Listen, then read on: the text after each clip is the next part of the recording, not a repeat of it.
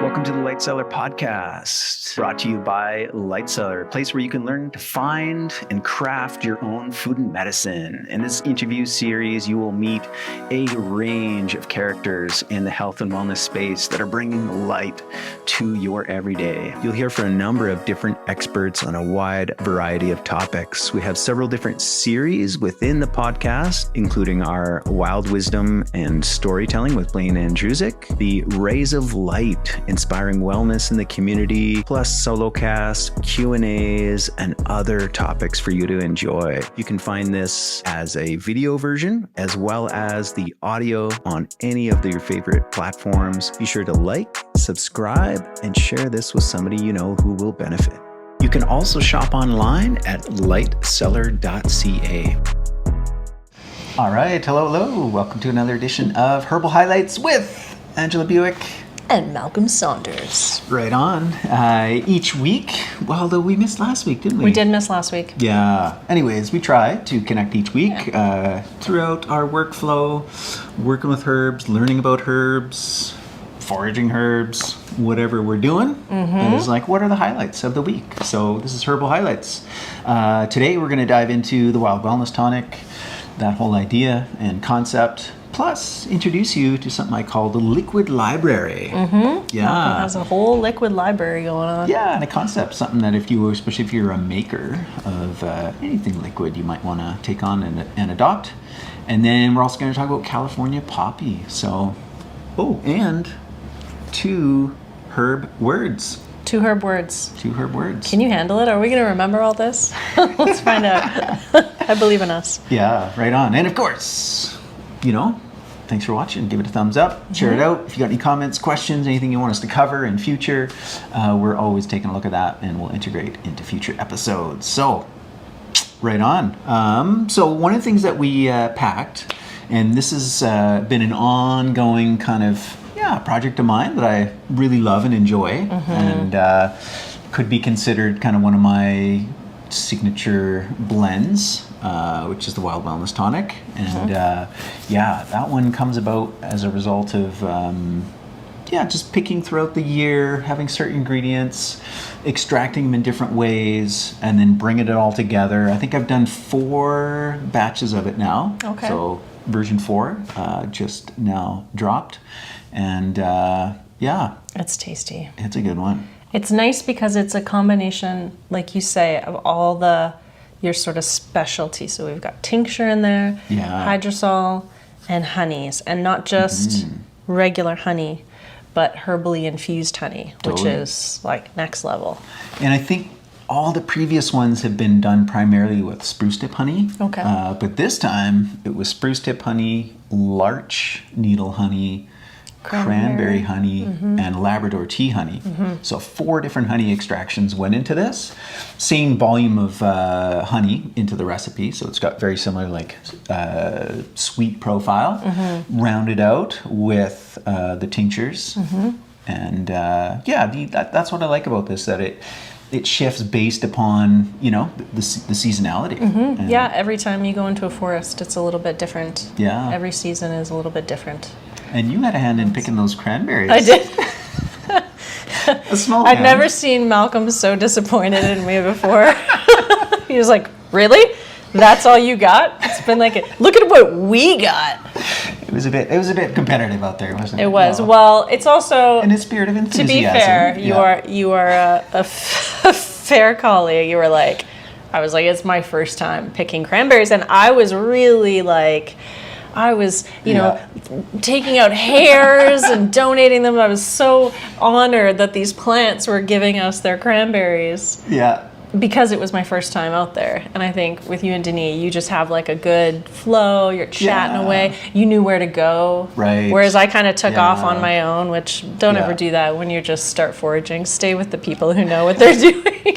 Yeah, and there's a strategy to it once you learn. And I'll just emphasize, because it actually came up, was it that day or another day? Around that time with Denis in the conversation, because there can be this rightful criticism of mindless foraging, right? Like not connecting, not honoring, and even worse, people who just don't care and are like, it's not even in their mind awareness. Or they're thinking about how much money they're going to make Yeah. from this thing that the earth is just giving freely, which is not our motivation. Yeah. It's like it happens. Obviously, we all make a living, but it's not. That's not your intention. I think you had a lot of more experience than me. Yeah, like in the conversation, Denis had brought up some comment about like somebody who had responded to that because they were called out for not doing some sort of like ceremonious step in the process, and they're like, well, who says I ever got out of that mode? Like, and the goal should be able to live your whole life like that, right? In prayer, in ceremony, that there isn't a break, there isn't a distinction, and one can develop a efficiency. I told you to take me. I have to They're go not out. mutually exclusive. Exactly. I have to go out again. It is a matter of like you go out for a period of time. You do want to make the most of it, but definitely the small, tiny bit I got was very infused with love. And that's it went for sure. into the tonic. And same with yours. And there we are in the form of honeys. It all worked out. Yeah, cranberry honey. That's nice. Ooh, and okay, Labrador. We didn't pick some that day. We did pick some that day, but we didn't pick very much. There was a little patch that we found. On it. Yeah. I got a nice good bag of that. You did. Yeah. So that actually got turned into a hydrosol. So that's in there too. And Labrador, this is in the winter now. A wonderful plant because it is green all year round. Yeah. So it's something that you could harvest mindfully because it is food for other creatures who need it more than us this time of year. But if there's a lot, or if you're growing it on your own property or anything like that. Yeah, there's certain places you go, it's just like, it's everywhere. Yeah. And, so I was going to say, as you mentioned, like pick around this time of year, a lot of these herbs are, good, like relevant for this time of year, in that sense, winter time. And I see this as kind of just a general all-around tonic that connects one to the land, to the landscape, the herbs that grow here, that thrive here, and seasonally appropriate throughout. Yeah, I like that you had that on the little description too. Connect to the vitality of the land and your wildness within. Yeah, it's good. So I love all the ingredients in here, but that rosehip tincture was my first time tasting a rosehip tincture, and it is so good. Yeah, it's so good. Yeah, and again, more beautifully wild harvested rose hips are in that. So, as the name suggests, everything is wild harvested. Picked by my hands, or somebody I'm hanging out with. And, a few of them for me. Good time. So comes through. We got a few testimonials that over the years as this has come out have been shared. So joy in a bottle. I like that. To truly elevate, one also needs to ground. This tincture achieves both at the same time. I hope my cupboard is never without the Wild Wellness. Aww. Jennifer, thank you. Barbara, like taking a forest bath. It is. Yeah. Internal. Well, that's it. It's the internal forest bathing. And that's why I see it as that kind of like, that just general like uplift tonic. You could take it for specific things, but if I were to choose one, it's more that overall forest essence coming in. Another one, Britt. I'm floored at how much I love this tincture. So well made. The ingredients are outstanding. Like nothing I've ever had before. This has become a new staple in my household. The flavor is warm and fresh, woodsy, and very grounding. Awesome. And then you like the Ian's. I love Ian's. Yeah. A masterful creation. We recently purchased a bottle of your Wild Wellness Tonic, and I wanted to let you know what a delightful experience this tonic is. Tasting a few drops is like stepping into a pine forest in springtime. It is truly a delicious and sublime flavor. Our congratulations on a masterful creation. There we go. I love that. Cool. Right yeah, on. Very cool. Okay, so now I want to introduce this idea of the liquid library. Yes. Because here we are, we're sitting here. We've got not all four. I somehow I've missed. Where did that fourth go? You probably drank it. I probably drank it, or I've got it, somewhere in my house. But at certain times in certain areas of my life, I've been really intentional about this. And the concept, the idea of a liquid library, originated from a group of friends and I were brewing mead together. We dubbed ourselves the Bonesian Brewers, and we'd get together and do like big batches all at once. We try experimental ones. Like we nailed some amazing recipes. I feel like Denis was in that group. He wasn't actually. Oh, wow. He received Shocking. the benefits of Oh, yes, okay. Came the along Phoenician later. Brewers. But one thing is we started a liquid library where every batch we'd leave aside, at that time we chose 4 bottles of each one that we made, and we collected this nice like library where we could go back in time and like, okay, what was the, at this time, like the 2008, or 2010, Yeah. batch of the Blue Lotus mead, and we'd have 4 bottles and slowly kind of work our way through them. Yeah. And then there was just some that like just absolutely nailed, and just to have that kind of in reserve and like save for a special occasion. But as a maker, it allows you to kind of reflect, especially on this, which is kind of so organic in its recipe. And of the time and place that Of it's the time made. and place, yeah. So it's a great way to kind of like capture that. And then as we did just before we went on air, we just like revisit, like, Yeah. let's taste the difference. And as you're getting into crafting these, it's nice to have that reference point. It is, yeah, because there's nothing that we make when you're making things, as you all know, when you're making things on your own, it's never quite, even if you follow the exact same recipe, Right. it's never quite exactly the same. Yeah. But when you're in a business and you're trying to kind of create a little bit of consistency, you want to have some of that.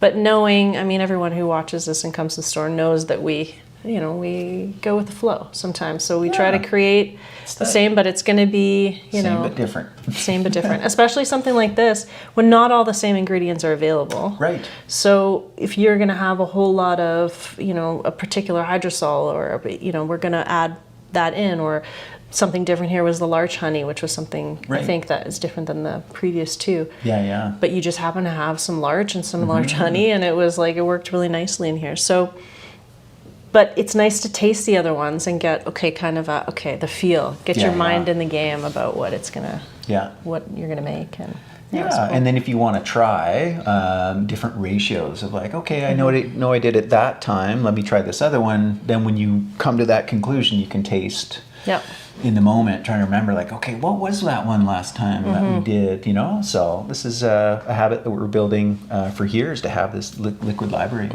Yep. Help in And our you journey. can, some of it is our samples that are on the shelf too. Right. So you can come and be a part of it as well. Yeah. Okay, right on. Let's get in. You want to do our special words? Let's do it. Yeah. This is a word you mentioned last Yeah. week. Very Okay. common word that I think a lot of people have heard, Right. but maybe don't know exactly what it means. In a different context, that type of thing. And so the idea of like, we want to add this segment to each month. We'll talk about, maybe what herbs are inspiring us, what you're making, what's getting bottled, that type of thing. But we thought, what about, because the thought for me is like, I learn a new herb word every week. Just like, even this word, which I kind of knew and know, but in the context of herbalism, I was like, okay, yeah. So I was writing for the Foraging Forecast, we're talking about aspen. It's like great for, liver problems and convalescence. I'm like, wait a minute, let me just like look that up, so the definition, convalescence, a gradual return to health and strength after illness. You know how they always give different, definition 1, 2. Okay, so definition English. 2 is the period needed for returning to health after illness. Number 3, in Roman law, the establishment of a right or title by the retroactive effect of removing an original defect in its validity. Oh, that's interesting. I didn't know that one. Yeah, which is, again, like related in a similarity, because some of the synonyms, Cinnamon, speaking of herbs.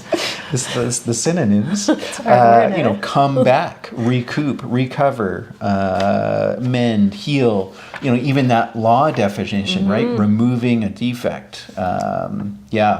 So when you convalesce, you heal or grow strong after illness or injury, often by staying off your feet. The related adjective, convalescent, means recovering from sickness or debility. And a convalescent home is a hospital for long-term recuperation and rehabilitation. To convalesce, from the Latin verb convalescere, I think I pronounced that correctly. Oh yeah, absolutely. Your Latin is impeccable. Which combines the prefix com/con, meaning with, together, jointly, with the verb valesere, meaning to grow strong. Valesere, in turn, is related to the verb valere, meaning to be strong or be well, which is also an ancestor of prevail, valor, value, and valid. Oh, cool. Isn't that awesome? I wish hospitals were more Right? Like That. into that. Yeah. Yeah. Like you have the internal health. It's there. Right. All we need to do is support it so that it can come out. And this is kind of the power of words, I think, right? Because a lot of these institutions, like hospitals, whatever, still carry the same type of terminology that holds an essence of what it's all about. And if they've lost their way, or farming, or, you know, any of these industries, like through modernization, through, you know, profitization, like whatever has kind of, you know, you can come back to, like, words have an anchor into an essence that we can re-embody. And yeah, I love exploring, you know, not only synonyms, And cinnamon. right? But like thesaurus or, Yes. you know, etymology. The etymology, I Yeah. love looking at the etymology of words because it's always very surprising. Well, not Yeah. always. There are some words where you're like, oh, those are the Yeah. same root word to come to those. But this reminds me of a convalescent sort of blend that you might Right, totally. use Yeah. because it's so nourishing. Generally, like strengthening, revitalizing, supportive. Yep. And we know the power in wild foods. Yes. In terms of our cells taking on that resiliency and the robustness that wild herbs have to develop in order to survive the environmental conditions that we have out here.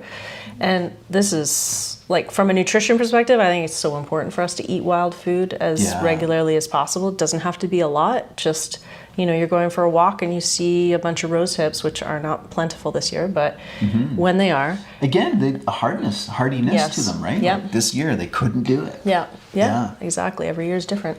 And just having that little taste of wild food, it reminds your body what it means to be alive, what it means to be an Right. earthling on this planet, and how to be healthy and resilient and maintain your health. So Reminds me of two things I learned from Ron Teagarden. So going down to California, meeting with him, learning from him.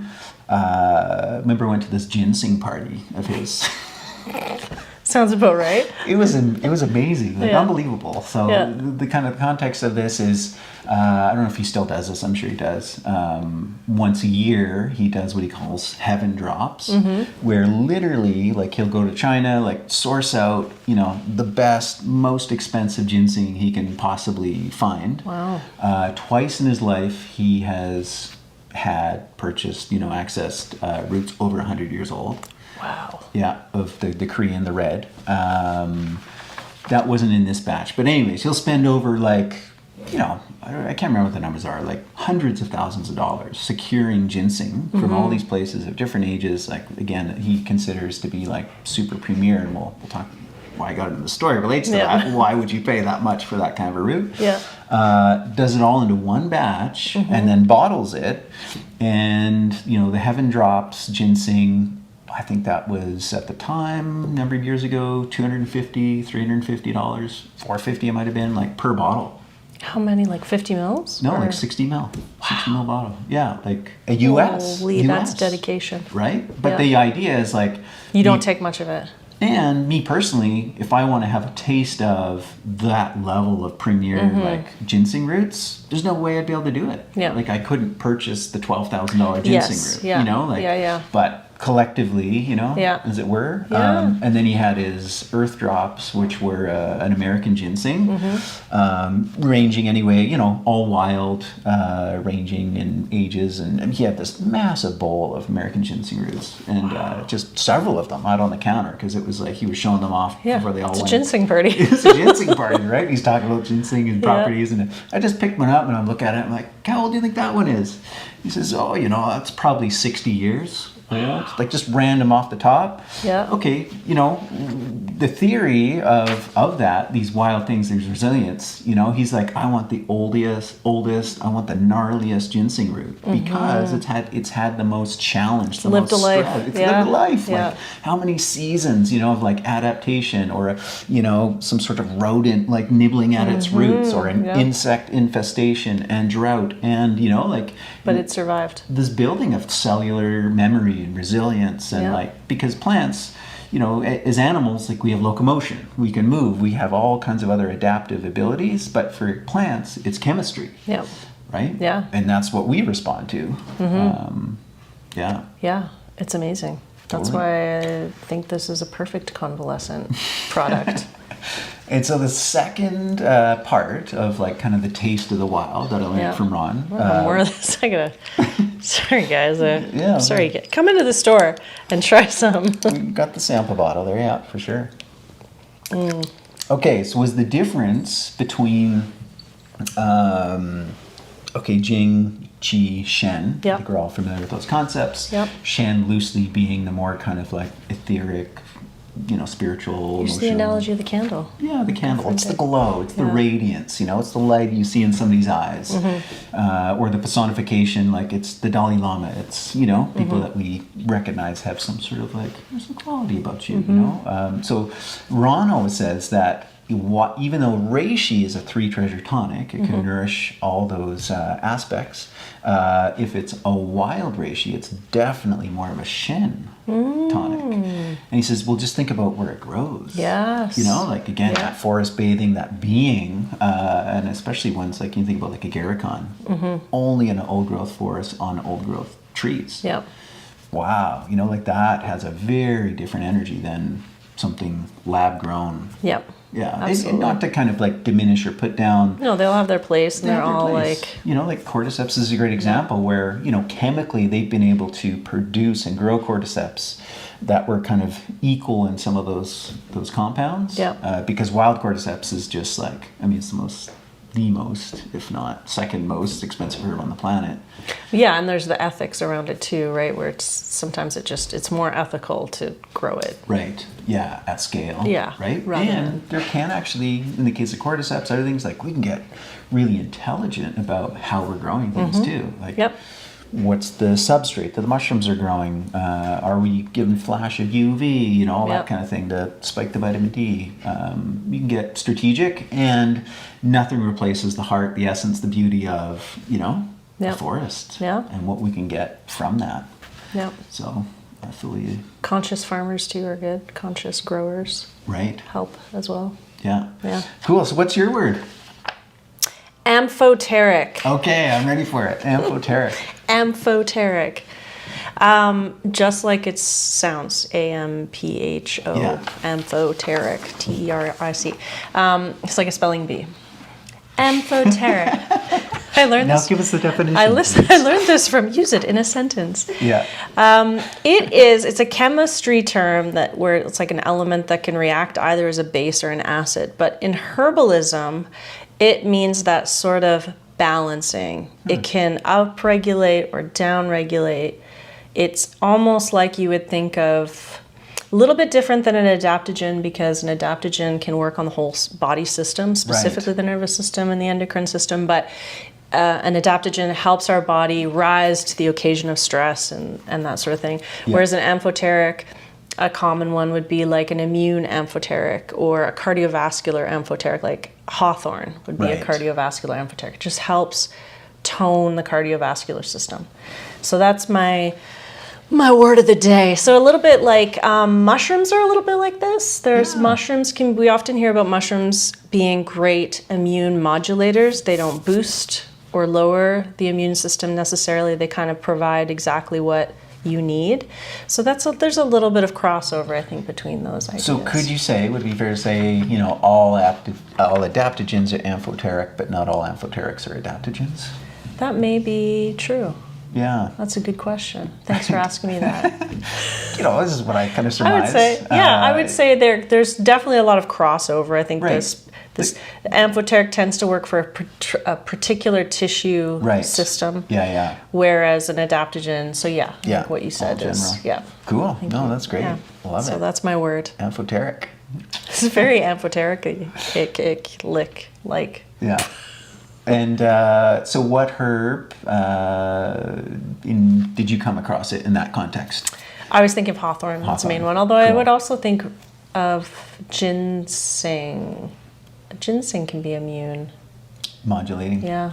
And the other, what's interesting, gynostemma is if you need to lose weight. Yep. Most people do. But if you need to gain weight, it'll help you with that. Yes. So it's like a metabolism amphoteric. Yeah. or something like that. Yeah. Yeah. Anyways, that's Cool. my word. Yeah. That's my word of the day. Right on. Okay, Word well, of the that week. was fun for a herbal highlight. It was fun. We didn't get to the poppy. Oh, that's right. We did talk about poppy. Yeah, we're 24 minutes in here. Let's talk about poppy next week. Yeah. let's Okay. do it. All right. Till next time. Thanks for watching. Thank you so much for tuning in. If you've enjoyed today's episode, be sure to give us a like, share this with someone you know who would benefit, and subscribe so you're up to date with all the new episodes coming out. You can shop online at lightseller.ca as well as visit us in the heart of Bowness in Calgary, Alberta.